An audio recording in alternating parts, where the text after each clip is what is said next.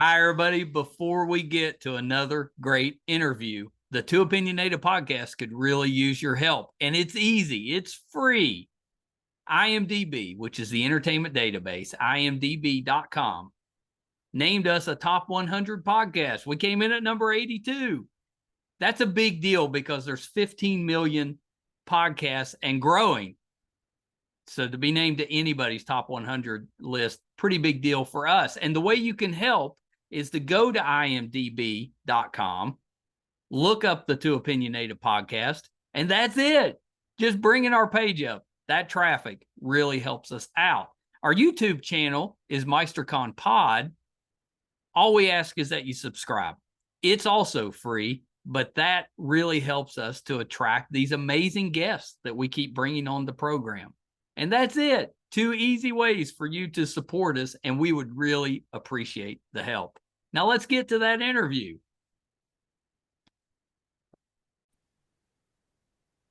Hi, everybody. Welcome to another edition of Too Opinionated. I'm so excited today. I get to welcome back our good friend, Jane Luke. And she brought with her Sam Agro. So welcome, Jane. Welcome, Sam. Nice to see you.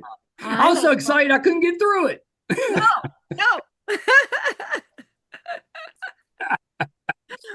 Well, Jane, the Institute has been fantastic. Oh, good. I'm glad you are. Now that, when we talked before, I hadn't seen it yet. Right. Now that I've seen it, it's pretty great. Yeah, unfortunately, I've only seen the first 2 episodes because we still don't have a Canadian streamer yet. But Jane showed me a couple episodes, and it's a great show.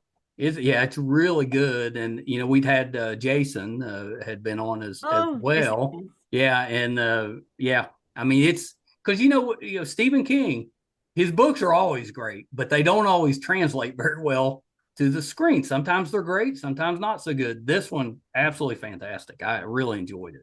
Yeah, and I've been reading some comments where people say, he's not including everything. And his books are dense. You cannot. Yeah, There's no way. And when you change from one medium to the other, I think the story has to change in some way. Yes. Because when you have a book, you have your brain as filling in the imagined parts. Well, I don't think we have the technology to fill in every single thing in film form. And it's an interpretation as well by people who are making the film version or the. Well, as someone that tends to read a lot of the books that these shows are based on, I like it that it's a little different. I mean, I want the overall story to be the same, but if the details change a little bit, that just makes it interesting to me, because why would you want everything to happen exactly like you expect it to happen? Right. Exactly. It's a little predictable that way. It's a little predictable. So can I segue then into our project based on not doing something exact, but as a parody and our love for film noir? Huh? That's pretty good. That's pretty good. So the project is called Til Death Do Us Part. Right? Well, and let me do this before we get into that. Sam, this is your first time on the show. Tell us a little bit about yourself, because I know you work in the industry as well. So what is it that you do? Yeah. Well, I work. I'm an illustrator by trade, and I work primarily as a storyboard artist. Yeah. So I've worked for many, many, many years in the animation business, off and on. I also worked for quite a while in the live action arena doing storyboards. I did storyboards for the film Fly Away Home. You know that one about the little girl that flies the geese? And 5 installments of the Saw horror franchise. I saw the first one, and it was all I could stand. But those are so popular, though. Yeah, they're not for everybody, that's for sure. I'd be working on storyboards, and my wife would come into the studio and look at what I was drawing on because it's all the horrible traps, right? That's what we would storyboard out, and she'd go ugh, and run away. But I started on the 3rd installment, and I did 3, 4, 5, 6, and 7. Yeah. So that was a regular gig, an annual gig for me for a while. Yeah. I just jump in and say that I was in Saw 3. That's right. Oh, that's right. I didn't die. Yeah. Well, did you two meet on Saw 3? No. No, we met at a Theater Sports, which is an improv show. Oh, okay. Yeah. Yeah, very good. Very good. You did some work on Paw Patrol as well, I think, right? Yeah, well, Paw Patrol was the last job that I had. I'm sort of between gigs right now because animation is going through a bit of a shaky time right now. Yeah. I did 3 seasons on Paw Patrol, and that was a great job. But I mean, I worked on all kinds of animation. I worked on Care Bears and Ninja Turtles and Ewoks and droids and. Well, you know, I'm in the Pawpaw stage, so I'm watching all of that stuff right now. Yeah, that's what grandpas have to do. Yeah, and it's not terrible. No, you know, it's not terrible. You know, those shows, they're pretty well made, and occasionally they'll throw in a joke that's more for adults than kids. Right. You know, so they're pretty well done, and they all end well, which is kind of nice. You know, it's nice to not have to worry when you're watching something. That's right.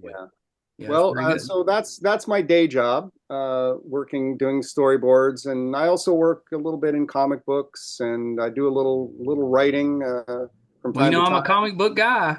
You know, I owned a couple of stores back in the 90s. Well, that's right. Yeah, I've been listening to your podcast. Thank you. So I know that you had a couple of stores for a while. We should schedule another time to talk about. That's right. We'll have to get into the comic book stuff. Yeah, sounds good. Yeah. That I warn you though, that could be a long interview. Yeah. Okay. Once I get started, it's hard to shut me up. I can talk about comics all day, Michael, all day. So the let's call it a radio podcast. Let's call it that. The Til Death Do Us part. So tell me about this. You know, how'd you two come up with the idea? You know, and what is the idea? Well, I think it happened while we were doing another podcast for a friend called Captain Flashman. And there was a voice that Dave Healy, the producer of that show, he said, can you just do a voice doing a commercial? I can't remember what it was for. Was it for cigarettes or something? Because it took place in the 20s, 30s.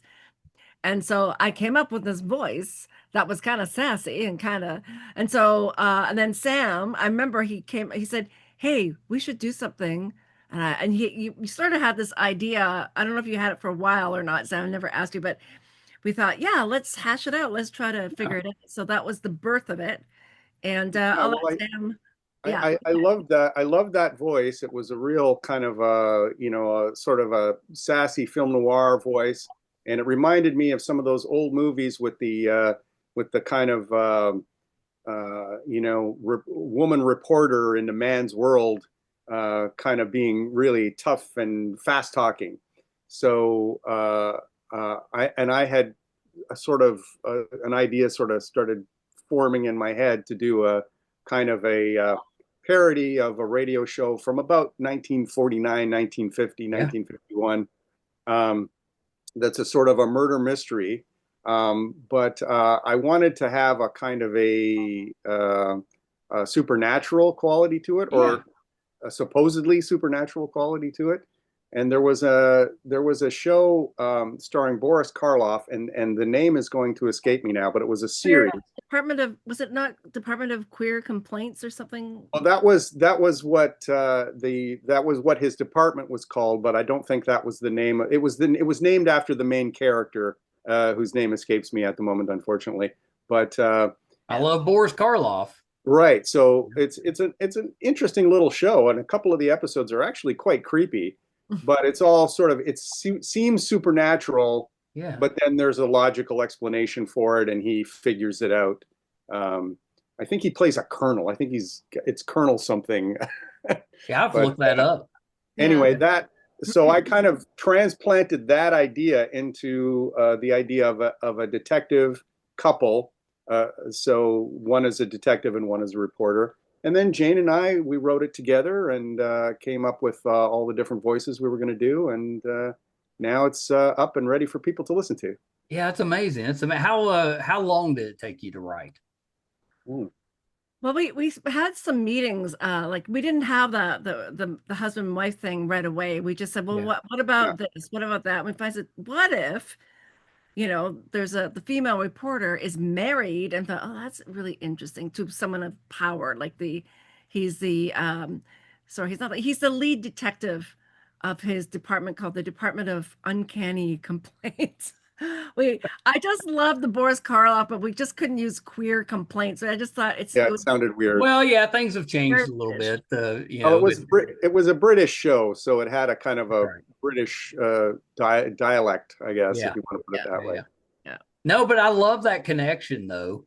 That's I'm old enough to remember when I was little, you could still listen to those old 50s radio broadcasts. Sure. They would still play them some, and I always loved the Shadow and some of those I kind of get into, and I love the fact, part of the reason I love podcasting is it reminds me of radio, those radio shows, and I love the fact that you're actually doing, I mean, basically a radio broadcast. It's just we listen to it through a podcast now instead of just on the radio. That's right. Yeah. Well, ours is, of course, a parody, so hopefully it's also funny. So we tried to have some fun with the old kind of conventions, that this poor detective is like, oh, my wife is just always out there getting into trouble and, trying to report on all these creepy, weird things and going up against unpleasant people. And so we're trying to have a little fun with that kind of like old school kind of radio broadcast, but also just some clever wordplay, some comedic wordplay and stuff like that. Well, and if I remember right, Sam, doesn't your character? He's more of the bungler. He makes some mistakes, and then Jane's character has to kind of clean that up a little bit. Yeah, that's exactly right. He's actually probably not a very good detective,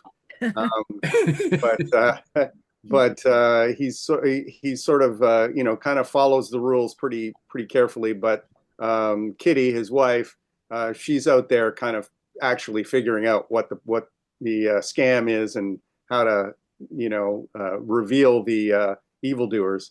So I mean. That's but then of course he still gets the credit. Well, that's right. Yeah, I was going to say, Jane, does your character, is she happy to help, or is she jealous of the fact that he's getting all the credit? Well, we're also thinking about the relevance now compared to like what it was like then, where women, even though they may be smart and witty, it's still a man's world. So it's sort of a synergistic kind of relationship in that she gets all these clues when she happens to be in her husband's office and she hears, a detective, we just found it. And then she starts piecing things and she decides, I think I'm going to take a visit over to that place that they just mentioned. So she uses the clues that he has. So she's not jealous. She just says, well, this is the way it is. But what's great is she sacrifices getting the credit by knowing that he'll just keep feeding her more leads, whether he knows it or not. That's right. And so she gets, being a reporter, she gets the story. She gets to tell the story in the paper. That's right. Yeah, you're not getting totally excluded because no. You get the scoop. She gets exactly. She gets the scoop. Yeah. Yeah.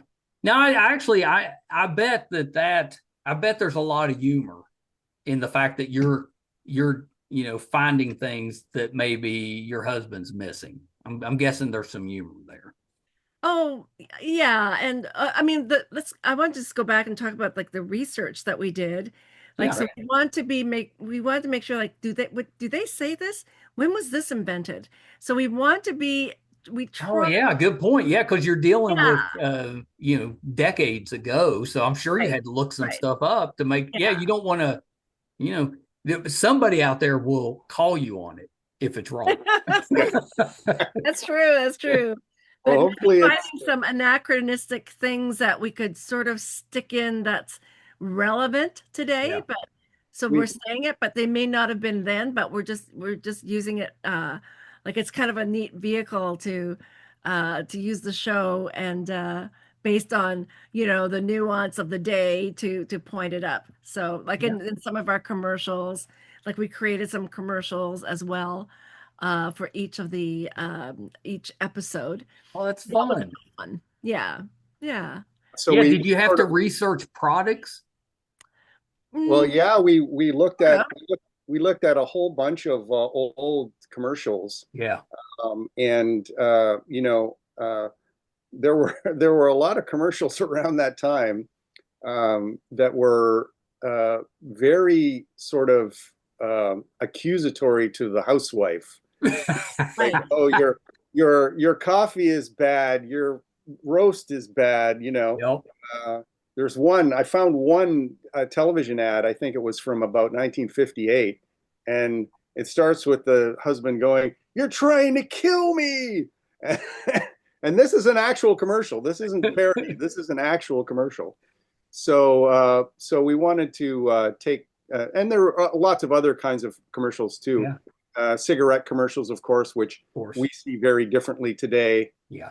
You can't advertise cigarettes on TV or radio anymore. So, we tried to kind of parody those through a modern lens, but keeping sort of true to the language and so forth. Yeah, I love that.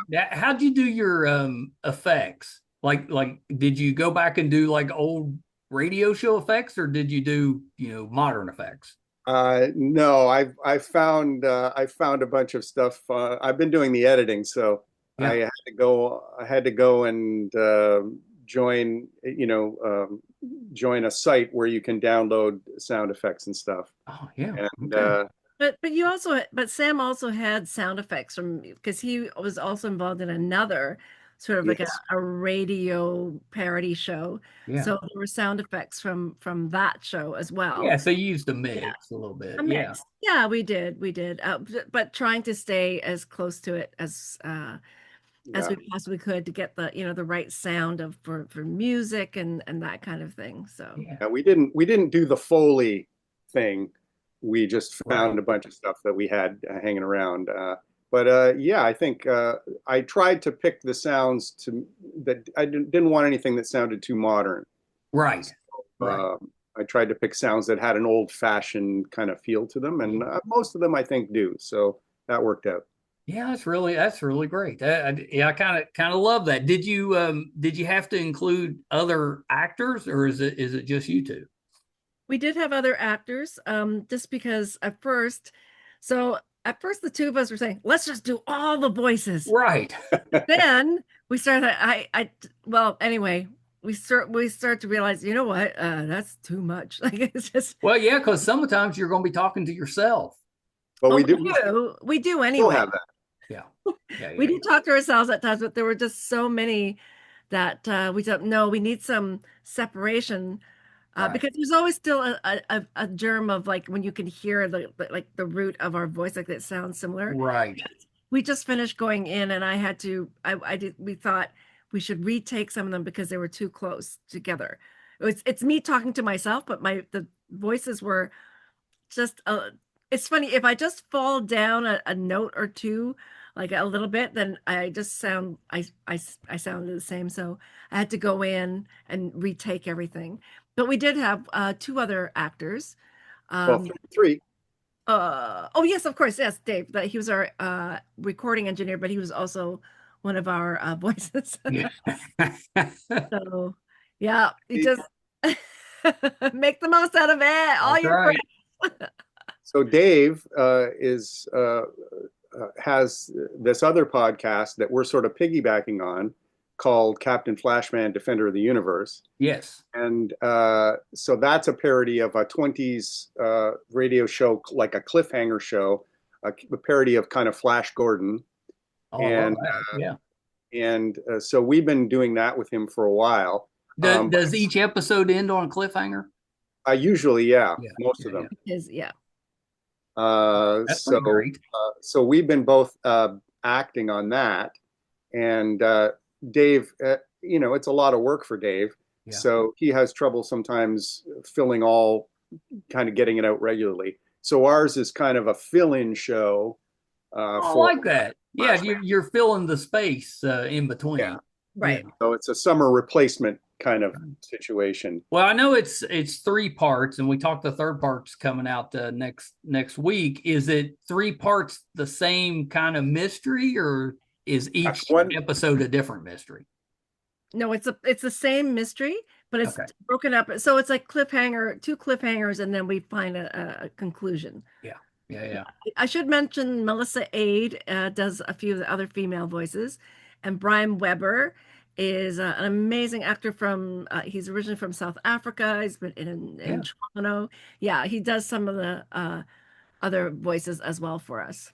Well, were those people that you knew, or did you have to go find somebody? No, we knew them. Yeah. We knew them. Yeah. Oh, yeah, because Melissa also does characters in Flashman. Oh, very good. Keeping it in the family. Yeah, that's right. Well, Brian's new. He didn't know anyone, but I knew him. Yeah. So I knew that he was a really good voice actor. So we brought him in to do it. And yeah, it was so much. It was just great for him to have so much fun exploring the characters. So yeah, that's pretty great. Yeah. He and Dave and Melissa all did a terrific job. So yeah, we definitely have some other actors in there. But we do an enormous number of voices ourselves as well. So we have, I think, 5 or 6 characters each. Or more even. I'm not sure. quite a few. So it's fun for us because we get to try and create different personas that are clearly separated from each other and don't sound too much alike. Although I do go in and I'll tweak the bass or the treble or something a little bit to kind of help make them sound a little bit different. But yeah, that's a good skill though for an actor to have, that ability to change. And do several different characters in one project. That probably, especially, if you have any plans to do voice work in the future, you're already comfortable with it. Well, Jane does tons and tons of voice work, so she's very, very experienced in that area. And I've done a lot of improv and a lot of sketch comedy. Yeah. I was in this group called the Canadian Space Opera Company, and we did radio show parodies too. But we did them primarily live. Although we did do at CIUT, the local college station, we did do a recorded radio show, but it wasn't a period piece. It was we just did a bunch of sketches, and we had a continuing kind of sort of soap opera that was included in every episode. So that's where I got all those old sound effects from when we did that, which was going back quite a ways now. Yeah, that's awesome. 12 years ago. That's really good. I think a great idea for the next. I'm just thinking because we thought about Foley, and I think that would be so great if for the next one that we can do some Foley for it. Because I know there's so much fun trying to find the sound that sounds like a slap in the face and then a punch in the face. Right. Yeah, it's anyway. I think those would be a lot of fun to do. They would. What sounds more like a punch to the face if I hit a watermelon, a cantaloupe or a watermelon? What sounds more like a punch in the face? Or a ham. Or a ham. Maybe a ham. Yeah. Well, what was it? Rocky, he was just hitting the frozen beef. That's right. There you go. Yeah. Maybe you need to go to a warehouse. Well, I don't know if I have that kind of punching power, but we'll get somebody else to do it. Yeah. Well, how did you record? Did you do by like Zoom, or were you all together recording? We were in the same room. So Dave had at his place has set up because he does his recordings for Captain Flashman. Yeah. So it's there. So he just sets up the mics for us, and so we recorded it there, and he was happy to do it for us because we've been doing it for him for his project. So it was really great. It was just a lot of support, and that was so he's got the mics, and he has the Scarlet, what they call is it called the Scarlet, or anyway, the inputs, outputs, everything. Anyway, he's watching the recording screen, and so he's sort of like our recording engineer. Yeah. For that, yeah. Well, to me, that a small group, in a dedicated space, that could be a lot of fun. Oh, we have a great time. It's always fun. Well, and you're not doing live, right? So you're recording. So you've got the chance, if there's a mistake, to go back and correct. Yeah. But I think it's been fun. And when we were doing the retakes, I was just directing Brian and just giving him some direction. He goes, okay, so just do 3 different versions. Yeah. And I had to put my hands over my mouth physically because I thought some of his sounds were just so funny. And I just thought, okay, do not ruin this take because we're laughing. But yeah, that's where all the fun and the love of, so it is a labor of love. Truly. Yeah. And I like the fact that you're you're like a mid-season replacement. Yeah. Waiting on the other one to come back. Well, we're gonna be shortly going in to record some new Captain Flashman. So there'll be some more coming soon. Yeah, I love that idea. Is there any plans to revisit these characters? Will you do like, a part 2 at some point, like a new adventure? Yeah, we're sort of working on that. Or we had a couple of ideas. So we already have another one that's coming up. So I sorry, I meant to say this earlier, but it's sort of like the Scooby-Doo meets Murder, She Wrote, and I like that, because Scooby-Doo, you've got a lot of stuff. You've got the Velma that kind of figures everything else out, but everybody else is kind of just bungling through, and she kind of figures that out. And then Murder, She Wrote was a little like that too. You've just Angela Lansbury's the one that's figuring it all out. Yeah. Right. Yeah. I like those references because a long tradition of smart women figuring out the mystery. And well, and I like the fact that that your character Sam's the policeman. He's the detective, but he's not the one that's always solving everything. So I kind of like that. Yeah, and he's kind of the straight man. Like he's sort of the straight man character.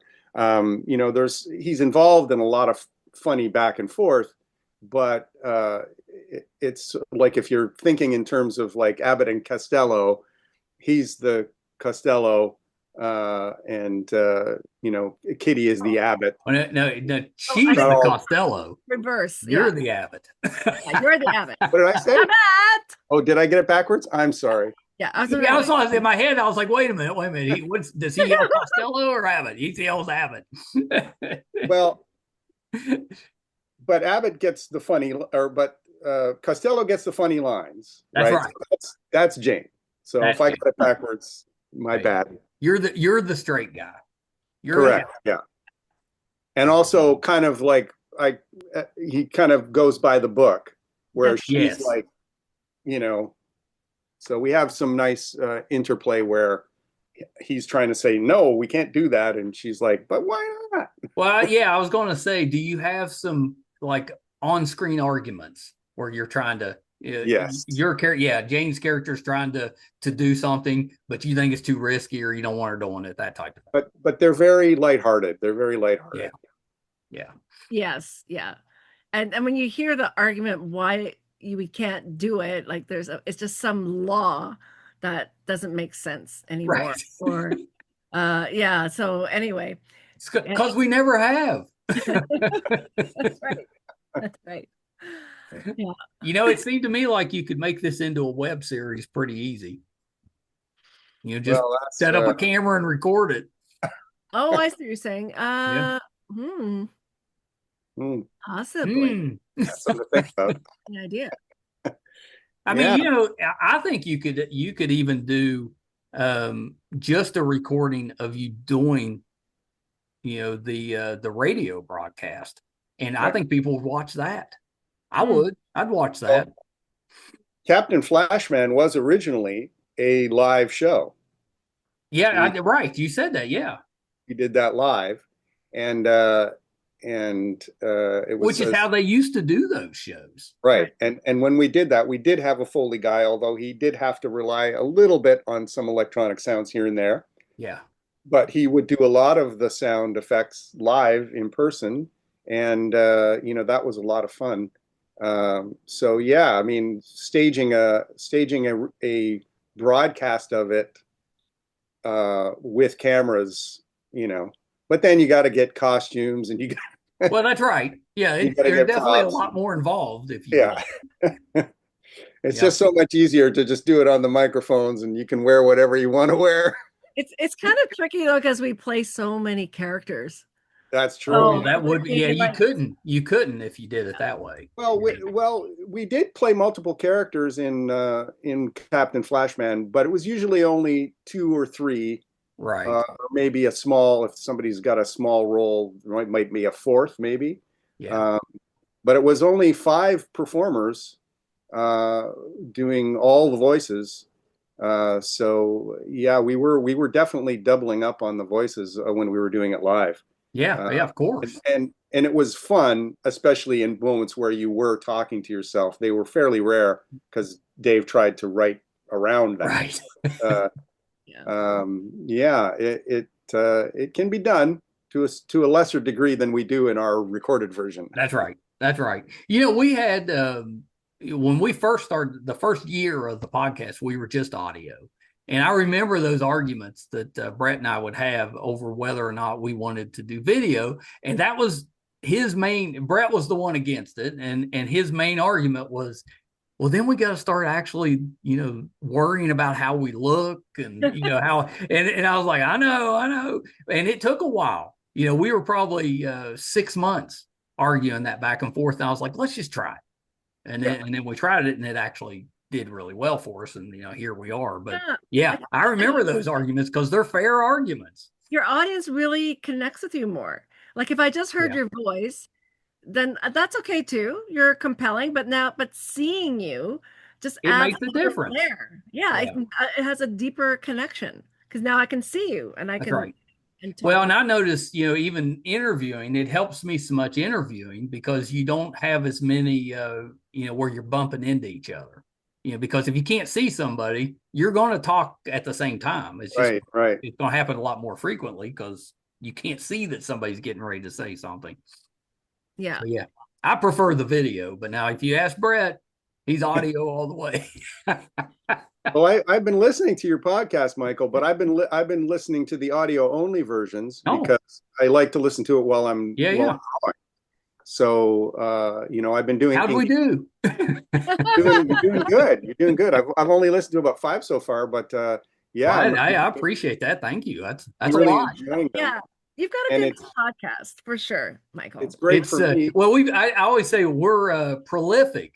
I don't know if I'd call us good, but I call us prolific. You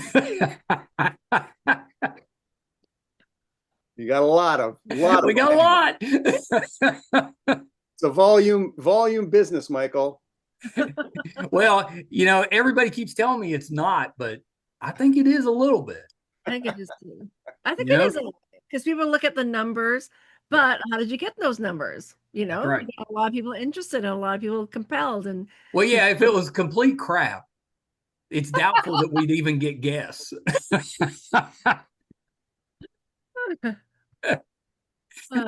Although, if you go back to when we first started video, you can see a big difference in where we are now. We've definitely made improvements over the. But with us, we never hid it.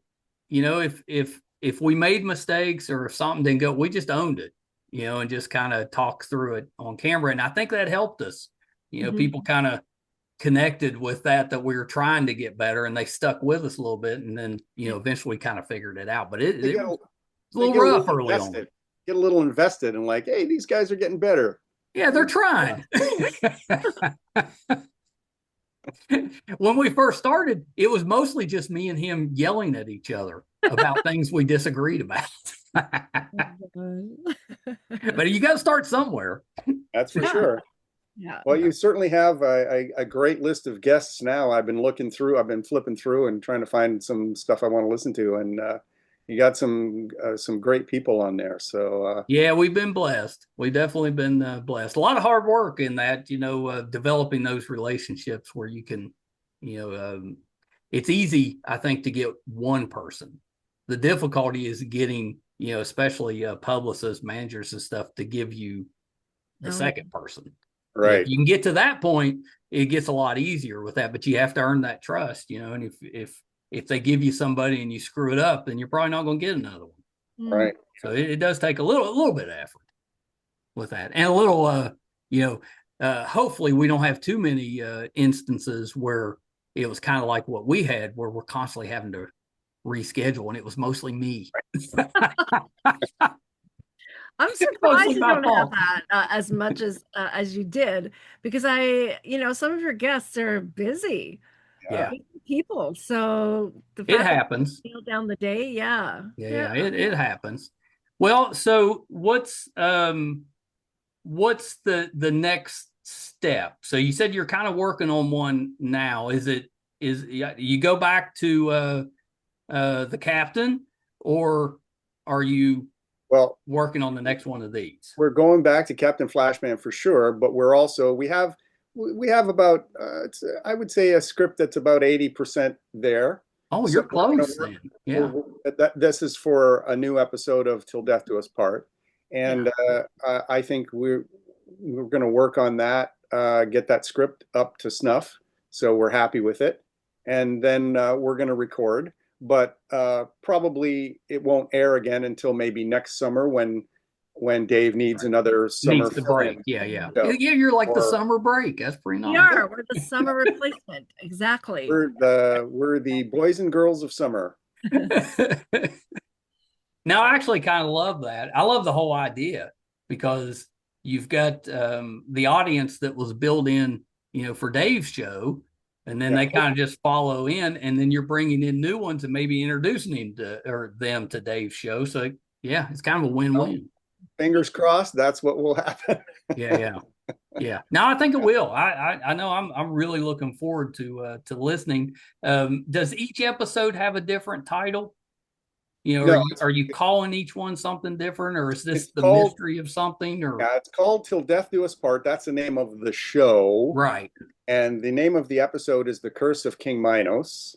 Yeah, and it's about a crown that supposedly a crown that was found at an archaeological dig that supposedly has a curse attached to it. Oh, well, you know how that, especially, of course, this is taking place in the past, but right now, if you're uncovering stuff now, we know what happens with that. Cover that back up. Rebury that. You don't want a mummy situation. You do not. We don't want any plagues or mummies or anything like that. Cover that back up. So when the next installment comes out next year, that'll be different mystery, I'm assuming. Different mystery. Right. Yeah. It's mainly the main key characters will be there, but we've got a few new guest ones. So yeah, it'll be a whole other mystery. So because Sam and I want to explore all kinds of, like we talked about, zombies and mummies or paranormal, all that kind of stuff. Paranormal would be kind of fun back in the 50s, I think, or 40s and 50s. I think that'd be kind of neat. Yeah.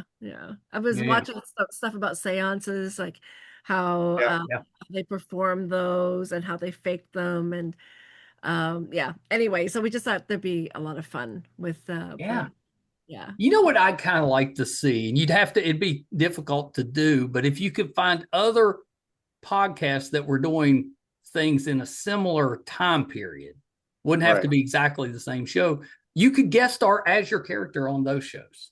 Ooh. Oh, okay. Yeah, like a cross, like you could do the crossover. Yeah. Interesting. Yeah. Let me add some to your plate. Yeah, I think we're making enough trouble for ourselves. Yeah, I was gonna say you guys are pretty busy, so you probably don't need the West Virginia podcaster throwing ideas at you. Well, you never know where the next good idea is going to come from. That's right. You might have a germ of an idea. Then do you remember when Michael said this to us? Well, you never know. And then we'll say, guess what, Michael? Well, I got to help with a local pop culture convention that they did back in September. And we brought some friends of mine in that had made a Bigfoot movie over in France. And so we showed it. We kind of premiered it at the convention. What just so happened that the mayor of the town that we were in came in and got to talking with our friends about that. Now they're going to film the sequel here in West Virginia. Oh, wow. So I was like, well, how about that? You never know. Yeah. You never know. I will say I kind of like your idea, Michael, of us doing a live action version of it. Like you should do that. As a radio play, but on stage with the Foley. I think that would actually be really fun. So we'll see how the animation business goes. If it's still dead, we might have to fill. That's right. Time. You might have to fill in. I love that the whole industry is struggling a little bit right now, trying to find refine their footing. You almost have to come up with your own projects to fill that space in. Yeah, you do. So and as people who are artists, people who are creative, man, I gotta say, doing something creative really feeds you. Feeds me anyway, so it keeps me going. And because that's a muscle that you have to keep, flexing. That's right. So that when a job comes and you're ready. But this has been a great project for me to just keep flexing and working with Sam. Yeah, it keeps you sharp. Yeah, absolutely. Yeah, well, I thought about it. We had went, my wife and I, a couple years ago and saw Chris Rock, and we thought we were going to see his comedy show, but he was actually doing a table read of When Harry Met Sally. So, wow! And and he brought a whole group of pretty well-known actors to do it. And that place was packed, and it was hilarious. And that was just the table read. There wasn't really sound effects or anything. So I'm thinking, you add in the sound, people would watch that. Was he Harry? Was he playing? He was Harry. Oh, okay. It had Diana Ross's daughter was the Sally. I can't think of her name right now, but Tracy. Yes, Tracy Ross. Yeah. Yeah. She was Sally, but it had like Tim Meadows and some pretty well-known actors doing the other one. And it just caught me off guard because we thought we were going to his comedy show. It was awesome. When you have really good, skilled actors who know how to bring the words off the page, right. They are so authentic and compelling that you will watch them sitting there with the script because their voices are able to fill in so much that it's and the rest you just do in your head, you kind of imagine. It's like a concert. I was going to say like a word concert. It is. I've seen musicals now where they just sing the songs, but they'll still sort of dress up, but they'll sing the songs and they'll follow the order. Yes. Of the script, and they'll even do the in between, the words, whatever the scenes. So if you're a good enough actor and really can bring authenticity, then the audience will think I'm entertained just by that's it. Yeah. Well, when you do it, you have to invite me. I'll come out and watch. All right, sounds good. Well, the your schedule permits, Michael. The beauty of I'm only busy this time of year, September, October. That's it.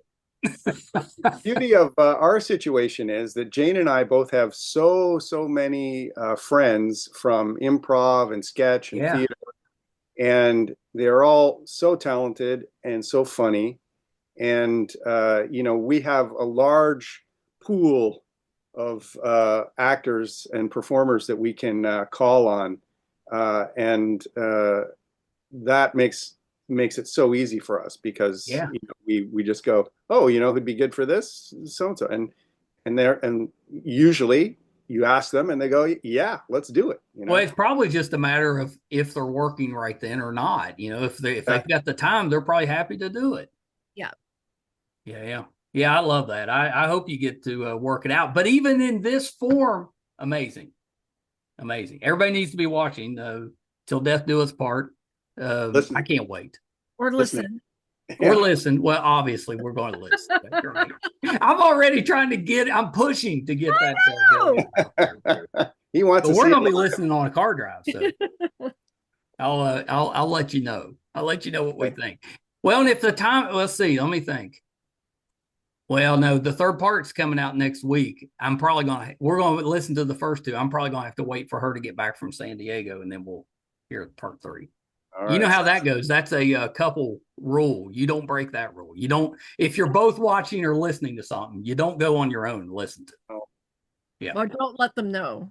Well, or at least be sneaky about it. You have to take it. You have to take it to your grave, Michael. If you jump ahead, you got to take it to your grave. Don't. She knows me well enough that if we're listening and I'm not reacting like I normally do, she'll get suspicious. She'll be like, "You listened to this, didn't you?" You don't have a good poker face. I got no poker face. So I know we got to wrap up, but since you brought up poker, I've got a pretty good poker story. That it demonstrates my lack of poker face. So when I first got married to my ex-wife, this was back early 90s.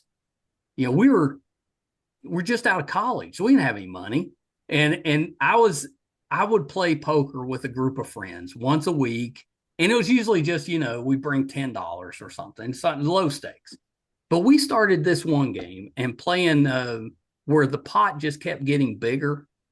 Uh-oh. And it got to the point where it was $300 or $400, which at that time was the rent, basically. And I had this hand. I'm looking at it. I had a straight, and I was so excited about it. So I'm just betting. I'm like, oh, yes, I'm going to win this one. Well, then, the last bet, somebody calls. Everybody's starting to fold. Because I never bluff, because I can't bluff. I've got no poker face. And so I didn't bluff. Everybody folded. And I won this huge hand. Well, then I throw my cards down. Well, I had looked at them wrong. I didn't have a straight. I didn't have anything. Oh, my God. So, and then I almost passed out. I started sweating because I'm in my head. I'm like, oh, my gosh, I just about lost the rent because I made a mistake. So the only way I was able to bluff was because I bluffed myself. That's right.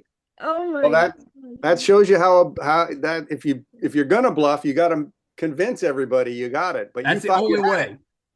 Because otherwise everybody knows I have no poker face. Yeah. I always love that story though, and my ex-wife brings that up all the time because she's like, you could have lost it. We probably wouldn't have made it as long as we did if you'd lost that hand. Oh, so lucky! Wow. Well, Sam, Jane, thank you so much for coming on and talking about Till Death Do Us Part. I love the idea. I'd love to see more of those type of shows coming back because I think a lot of us are nostalgic for those old radio broadcasts, and it's fun. Kind of it brings you back to childhood memories. Yeah. Well, simpler time. These are all set before our lifetime, but that's right. But yeah, more childhood memories of listening to those types. Yeah, they carried on, right? That's so right. You heard more of them when you were younger. They were still in reruns and or special radio shows. Well, that's it. Yeah, most of the stuff we were listening. Well, and then when Sirius and XM radio first came out, they played a lot of those shows early on because they didn't have content. Tough content, yeah. So I re-listened to Lone Ranger and some of those when they first came out, and they were still pretty good. Yeah, still brings back good memories. Well, right. So Sam, I know you said you were in between right now, so you're working on your own stuff right now. Jane, are you currently working on anything that we can keep an eye out for? I don't know. There's a lot of stuff happening, and I'm just auditioning, and I'm just waiting for the decisions. But I'm also teaching improv, and I said I would do something with you next time, so it'll have to be next time. Okay, that's right. That's good. Yeah. Okay. So for our third part, let's do a little improv. That's right. If you get to 5, I guess I'm going to have to start getting like smoking jackets or something. Yes, the I green. I thought it was going to be a free sandwich. Still, you're still Maybe that'll be my thing. days. Because Saturday Night Live gives the jackets. Maybe I'll just give food. Oh, that's right. You give jackets, yeah. I could do the like the Zoom things became popular during the COVID, where you have somebody send you like snacks and mixed drinks to do and stuff. Maybe we'll do that. Sounds fair. Sam, where can we find you on social media? You can find me on LinkedIn, and you can find me on Blue Sky. Oh, I'm on Blue Sky. Yeah. And right now, if you follow me right now, I'm doing Inktober, so I'm posting an ink drawing every day. Love that. So I'm doing it's the 50th anniversary of a Rocky Horror Picture Show. Yeah. So I'm doing I have several themes throughout the month, but one of them is I'm turning all the cast of Rocky Horror into characters as if they were in a cartoon. So cartoon, awesome Rocky Horror characters. Yeah. And I'm also doing Magenta. I saw the one that you did for Magenta. Yeah. That's awesome. Crazy red hair. And I'm also doing portraits, little ink portraits of all the actors in the movie Predator. And I'm doing some superheroes, some other superheroes, and also some superhero hot rods. I love the nerdy stuff. Yeah. You're doing all the nerdy stuff. Yeah, well, I'm a nerd. I'm a big nerd. Yeah, me Michael, too. there's no bigger nerd than me. So yeah, I love that. Well, yeah, and Sam, comics. yeah, you absolutely have to come back, and we'll do. I'll give you the Jane treatment, and all right. We'll dive in a little bit. She's had her solo. Now I get my solo. You get your solo. That's right. That's right. Well, Jane, run through your social media too. Right. I'm on Instagram. I'm on Facebook. I'm on Blue Sky, but I'm not on it very much. Those are the main ones. That's all you really need. Mm. I mean, really. I got to see. We went to Rocky Horror did their tour earlier this year, where they they had part of the cast came, and you watch the movie, and then the cast answers questions. I got to go to that. That was fantastic. Oh, wow. Yeah, Barry, I think Barry was the main one that was there when I went. Was Tim Curry there, or no? Tim didn't make it. I guess the health issues. He's still kind of recovering. He's still struggling. Health issues, yeah. He did a like he'd recorded something they played. Oh, that's nice. There, but yeah, I mean it was great. And when I was growing up, every Saturday night, midnight movies, through high school, we'd go over there and hang out and watch that. So probably seen that movie dozens of times, and it's entertaining every time. Yeah.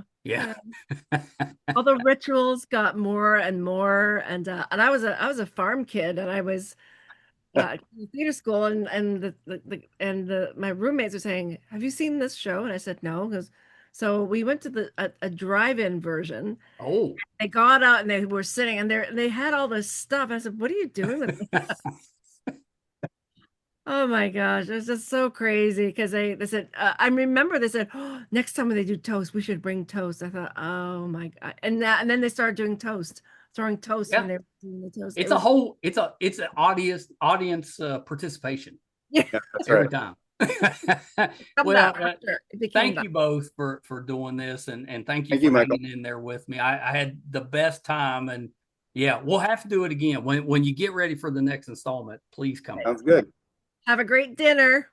Oh, I know. I'm so looking forward. Yeah, hold on one second. I'm such a fan of Jane's, and she's a fantastic. I don't know why I'm having. Well, that's not true. So. Those of you that watch the show, last year I was diagnosed with Parkinson's. The medicine is working really well. I'm doing great, but I had my Parkinson's doctor visit today. And when I have that visit, she runs me through a lot of tests that tend to kind of mess me up for the rest of the day. That she's intentionally doing things to try to kind of scramble my brain, if that makes sense, to see how I'm able to, if my body's able to multitask, which it is, but there's a price right now. So usually I struggle a little bit. Where that's coming out today is I'm having a little bit of trouble with speaking with, and one of the first signs that I had when I was diagnosed was it would get tight down through this line of my face, and it affects my speech. The medicine normally handles that, but I'm guessing because I had that visit today that I'm just a little off. So apologies that I've fumbled a few of those words, but hopefully that didn't take away from your experience. Jane, fantastic actress, really, really great comedian as well. She's funny. If you're a Stephen King fan, you absolutely have to check out The Institute. It's on MGM, Amazon. It is fantastic. One of the best Stephen King projects that I've seen. I really, and Emily's been watching that one with me. We really like this one. So The Institute, make sure you check Jane out. Sam, unbelievably talented as a storyboard artist. And, we'll bring him back and kind of dive in to everything that he does.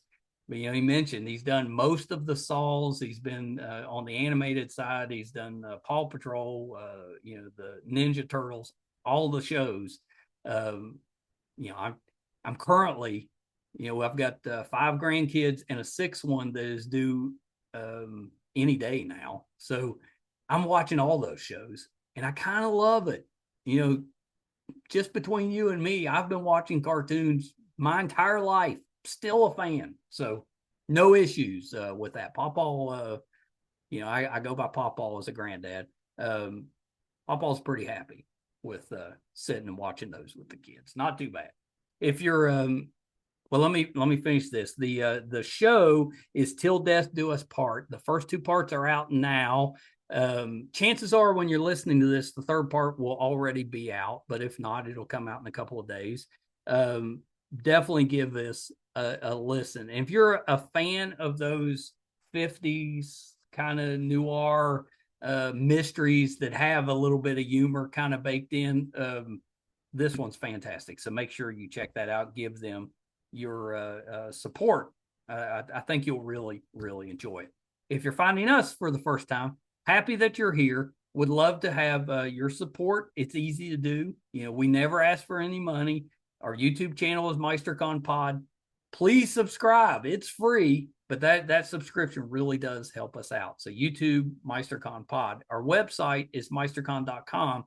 You can find over 1,000 videos or episodes on there, audio and video recordings of each. So if your preference is to watch or to listen, both will be on there on the website, meistercon.com. If we're doing anything in studio, if we're covering a convention, if we're going on location, maybe to go watch Til Death Do Us Part live, it'll be on the website, meistercon.com. So please check us out there. Thank you guys so much. Till next time. Bye, everybody.